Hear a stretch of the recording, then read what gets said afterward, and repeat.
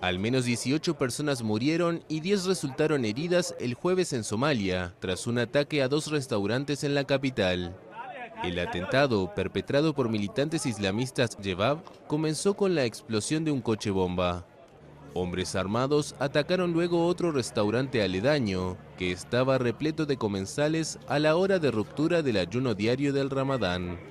Las fuerzas de seguridad tardaron varias horas en neutralizar a los atacantes, que se atrincheraron en uno de los locales. Según el portavoz del Ministerio de Seguridad, fueron abatidos por la policía.